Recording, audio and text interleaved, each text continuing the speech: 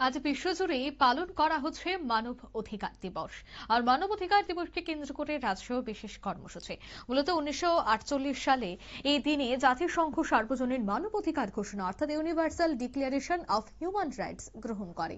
এই ঘোষণাপত্রে মানুষের জীবনের জন্য অত্যাবশ্যক সৃষ্টি মৌলিক অধিকারের কথা উল্লেখ করা হয়, যার মধ্যে রয়েছে জীবনের অধিকার, মত প্রকাশের স্বাধীনতা, শিক্ষা এবং স্বাস্থ্য অধিকার, সমান আইন সুরক্ষা, জাতি, ধর্ম, ভাষা বা লিঙ্গের ভিত্তিতে বৈষম্যের বিরুদ্ধে অধিকার। মানবাধিকার কেবল আইনের বিষয় নয়, এটি মানবাধিকার প্রশ্ন।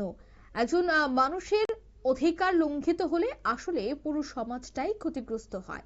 আর এই মানবাধিকার দিবসকে কেন্দ্র করে আজ আগরতলা গোর্খাবস্তির প্রজ্ঞা ভবনেও এক বিশেষ অনুষ্ঠানের আয়োজন করা হয় ত্রিপুরা হিউম্যান রাইটস কমিশনের উদ্যোগে।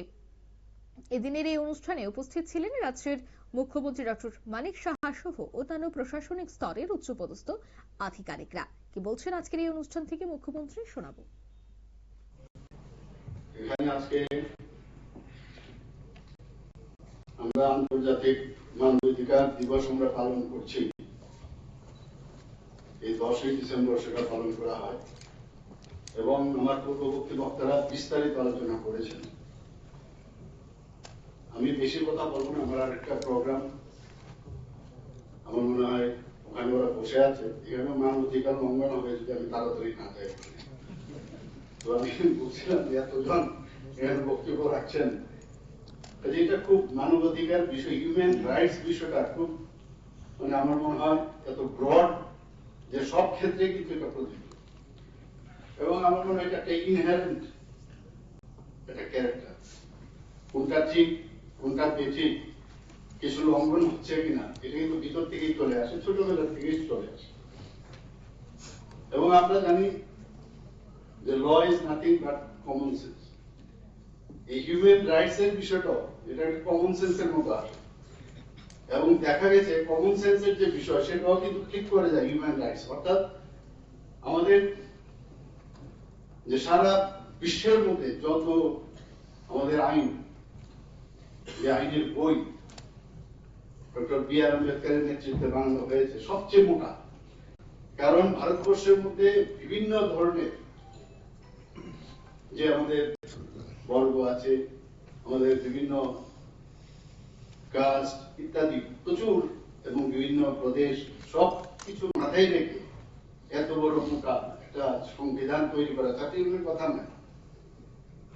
সেই জায়গায় দাঁড়িয়ে সবকিছু ইনক্লুডেড, অর্থাৎ এখানে মানব অধিকারে আমাদের যে ল সেক্রেটারি মহোদয় বলছিলেন যে হিউম্যান রাইটস শব্দটা নেই, কিন্তু এর মধ্যে কিন্তু ইনহেরেন্ট, অর্থাৎ যে ল গুলো বানানো হয়েছে সবকটাই এর ভিতরেই অন্তর্নিহিত। এইগুলোর মধ্যে ভায়োলেশন হলেই মানে হিউম্যান রাইটস এর ভায়োলেশন হয়, আমি যতটুকু বুঝি আর কি।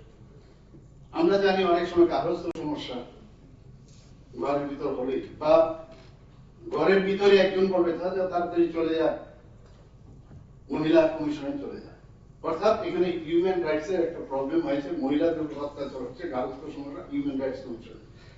বাচ্চাদের উপর সমস্যা হচ্ছে, তাড়াতাড়ি চলে যায় ওখানে চাইল্ড কমিশন, তাড়াতাড়ি চলে যায়।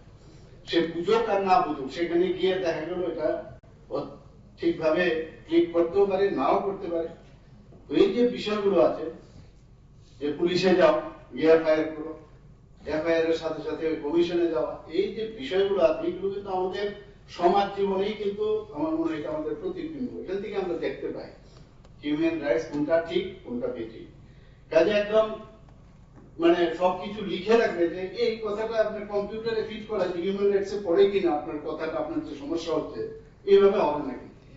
সমাজ জীবনে আমরা জানি যে গণতন্ত্রের 4টে পিলার, আমরা এখানে এই হিউম্যান রাইটস যদি আমাদের শক্তিশালী করতে হয় তাহলে লেজিসলেটিভ এবং এক্সিকিউটিভ, জুডিশিয়ারি এবং মিডিয়া বন্ধুরা, যদিও মিডিয়াকে এটা আইনগতভাবে ওটাকে ওরা মানে না, কিন্তু আমরা এটাকে ধরে নিই ইমপ্লাই যে মিডিয়াও এই চতুর্থ স্তম্ভের মধ্যে একটা গণতন্ত্র। সেই এই গণতন্ত্রকে অর্থাৎ হিউম্যান রাইটস কে যদি আমাদের প্রোটেকশন করতে হয় তাহলে 4টে কিন্তু শক্তিশালী হওয়া খুব প্রয়োজন।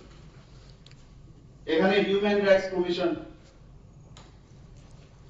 যিনি এখানে আমাদের আছেন, অনারেবল চেয়ারপারসন জাস্টিস হরিনাম ব্লক মহোদয়, এখানে আমার ব্যক্তিগত যে সমস্যা, আমাদের একটু আগে আমাদের ডিজি সাহেবও বললেন, আমাদের সেক্রেটারি মহোদয়ও বললেন, ল সেক্রেটারি, যে মহিলাদের কোথাও বসানো এটা একটা বিশেষ জায়গার মধ্যে তাদের রাইটস, যে আমরা বলছি ঠিকই কিন্তু এটা আমরা করি কিনা, ওনার জ্বলন্ত প্রমাণ মাননীয় প্রধানমন্ত্রীজি দেখিয়েছেন যে আমাদের রাষ্ট্রপতিজি সেখানে মহিলা এবং তাও ট্রাইবাল মহিলাকে বসিয়েছেন। আর আমরা এখানে একটা উদাহরণস্বরূপ উনি বলার চেষ্টা করেছেন, পরে দেখলাম সেটা বুঝছেন বলবো কিনা বলবো না, ওনাকে আমরা দিলাম সেখানে যে সেক্রেটারি হিসেবে। আপনারা শুনলেন ওনার বক্তব্য। অর্থাৎ আজকের এই অনুষ্ঠান থেকে কিন্তু আগরতলা গোর্খা বস্তি প্রজ্ঞা ভবনের মানবাধিকারের উপর বিশেষ জোর দেওয়া হয় ত্রিপুরা হিউম্যান রাইটস কমিশনের উদ্যোগে। নিয়ে নিচ্ছি ছোট একটি বিজ্ঞাপন বিরতি, সঙ্গে থাকুন।